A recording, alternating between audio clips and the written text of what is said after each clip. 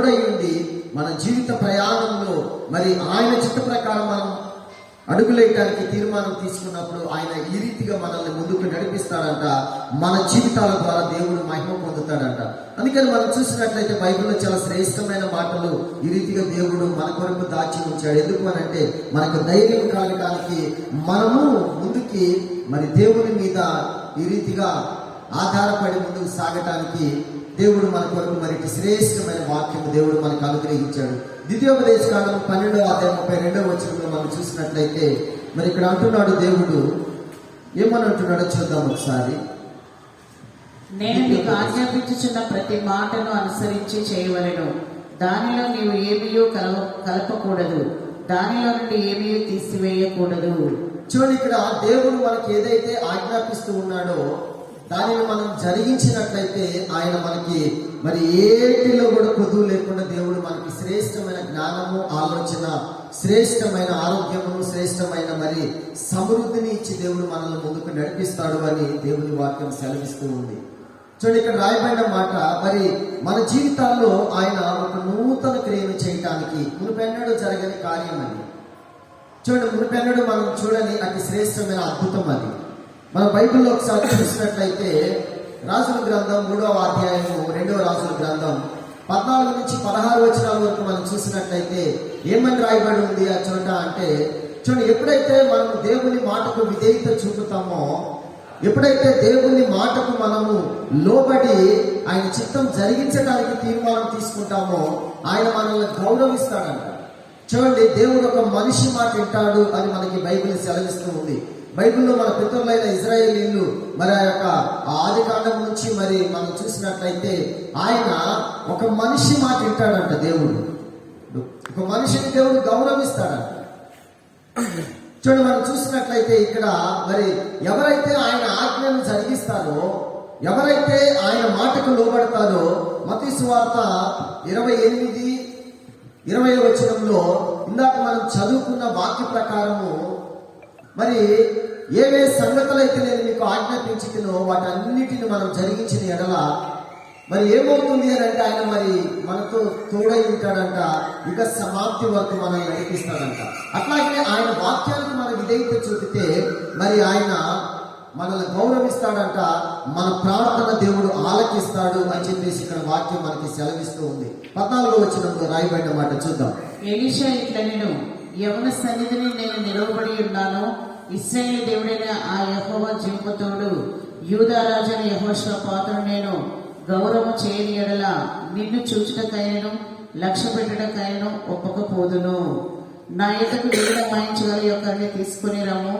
వాయిద్యుడొకడు వచ్చి వాయించుచుండగా యెహోవా హస్తం అతని మీదకి వచ్చిన గనుక అతడు ఈ మాట ప్రకటన చేసెను. యెహోవా సెలవిచ్చినదేమనగా, ఈ లోయలో చాలా గోతులను త్రవ్వించుడి. యెహోవా సెలవిచ్చినదేమనగా, గాలియే గాని వర్షమే గాని రాకపోయినను మీరును మీ మందలను మీ పశువులను త్రాగుటకు ఈ లోయ నీళ్లతో నిండును. ఇది యెహోవా దృష్టికి అల్పమే.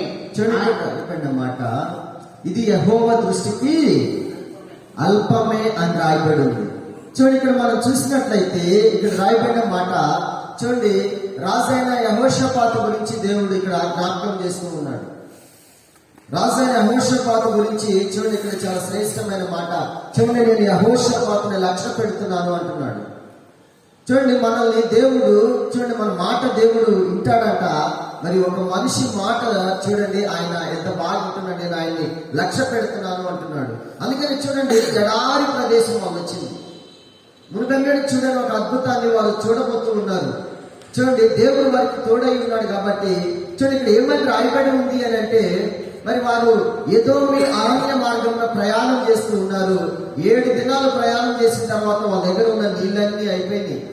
చూడండి, అక్కడ ఆ సైన్యాల దగ్గర మరి ఏమైతే మరి వాళ్ళకి కావాలో అవన్నీ కూడా వాళ్ళు తెచ్చుకున్నారు. ఆ తెచ్చుకునే అన్ని కూడా అయిపోయిన తర్వాత వారికి నీటి కొరత అయ్యింది.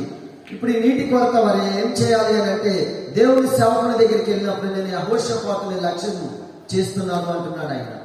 యెహోషాపాతుని నేను గౌరవిస్తున్నాను కాబట్టి అతని కొరకు నేను ఒక నూతన క్రియను నేను చేయబోతున్నానని ఏమంటున్నాడు, మీరు వచ్చిన మార్గంలోనే మరి వాళ్ళు వచ్చిన మార్గంలో ఎడారి అది, అక్కడ ఏ బావి లేదు, ఏ కుంట లేదు, ఏ నది కూడా లేదు అక్కడ.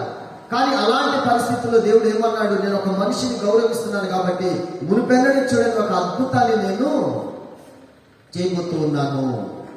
కాబట్టి చూడండి, ఇక్కడ ఆయన అంటున్నాడు ఏమని అని అంటే, మీరు గోతులు తోవండి, చాలా తెల్లారేసరికి అవన్నీ కూడా నీళ్లతో నింపబడను అని ఇక్కడ ఎలీషా మరి దేవుని నామమును బట్టి మాట్లాడుతూ ఉన్నాడు.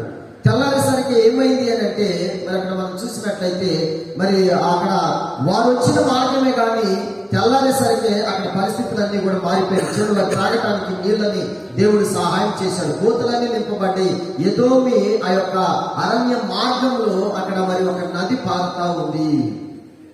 చూడండి, మన జీవితంలో పాత సంవత్సరంలో ఎలాంటి సంగతులు ఉన్నప్పుడు కూడా దేవుడు మనల్ని ప్రేమించి సంవత్సరం ఇచ్చాడు అని అంటే మునిపెన్నడూ చూడని ఒక అద్భుతాన్ని దేవుడు మన జీవితంలో చేయబోతూ ఉన్నాడు. చూడండి, మునుపు మనం చూసింది కాదు, మునుపు మన జీవితంలో మనం పొందుకుందో, మనం స్వతంత్రించుకుందో కాదు, మనం అనుభవించింది కాదు. మునుపటి కంటే దేవుడు అట్టి శ్రేష్టమని చూడండి, మనం ఎప్పుడు చూడండి, మనం ఊహించండి. వాళ్ళు అదే మార్గంలో వచ్చారు, కానీ అక్కడ బావులు లేవు, కుంటలు లేవు, నీళ్లు లేనే లేవు. చూడండి, మరలా తెల్లారేసరికి దేవుడు వారికి తోడై ఉన్నాడు కాబట్టి దేవుడు మరి వారితో వచ్చాడు, వాళ్ళని ప్రేమించాడు కాబట్టి ఏమైంది అని అంటే మరి వారి కొరకు దేవుడు మరి నీళ్ళని సిద్ధపరిచాడు. ఒక నదిని అరణ్యంలో మరి పారేటట్లుగా దేవుడు సహాయం చేశాడు.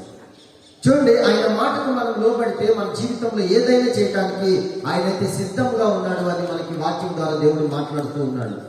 చూడండి, ఆయన మరి మాటకు మనం లోబడినట్లయితే ఆయన మన జీవితంలో ఏమైనా చేయడానికి ఆయన సిద్ధంగా ఉన్నాడు. అందుకని అపోస్తుల కార్యాలు మనం చూసినట్లయితే ఒకసారి 27వ అధ్యాయము, అపోస్తుల కార్యాలు 27వ అధ్యాయము చూసినట్లయితే మనకి ఇక్కడ 20వ వచనం 21వ వచనంలో రాయబడిన మాట, కొన్ని దినములు సూర్యుడైనను నక్షత్రములైనను కనబడక పెద్ద గాలి మా మీద కొట్టినందున ప్రాణములతో తప్పించుకుందామను ఆశ బొత్తిగా పోయిను. వారు బహుకాలము భోజనం లేక ఉన్నందున పౌలు వారి మధ్యన నిలిచి, అయ్యలారా, మీరు నా మాట విని క్రేతు నుండి బయలుదేరి ఉండవలసినది. ఇప్పుడు హానియు నష్టము కలగకపోవును. ఇప్పుడైనా ధైర్యం తెచ్చుకునని మిమ్మల్ని వేడుకొనుచున్నాను. వాడుకే గాని మీలో ఎవరి ప్రాణమునకును హాని కలగదు.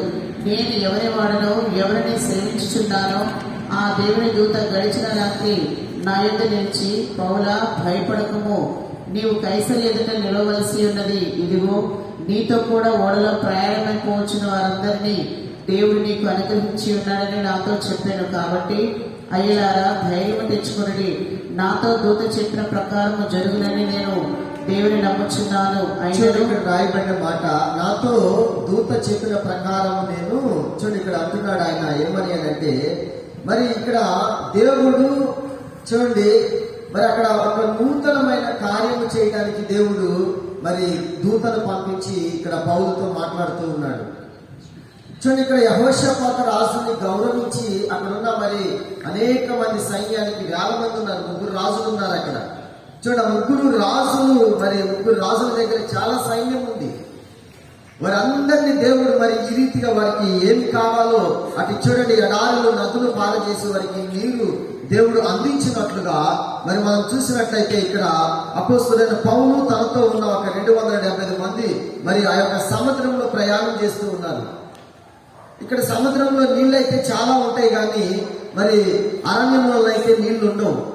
చూడండి, అరణ్యంలోనైనా సముద్రంలోనైనా మరి మనము దేవుని మాటకు మనం లోబడినట్లయితే ఆయన ఎక్కడ మనం ఎలాంటి పరిస్థితుల్లో ఉన్నా మనకు ఆయన దేవుడు చూడండి మన ఎడలో ఒక గొప్ప కార్యాన్ని జరిగిస్తాడు.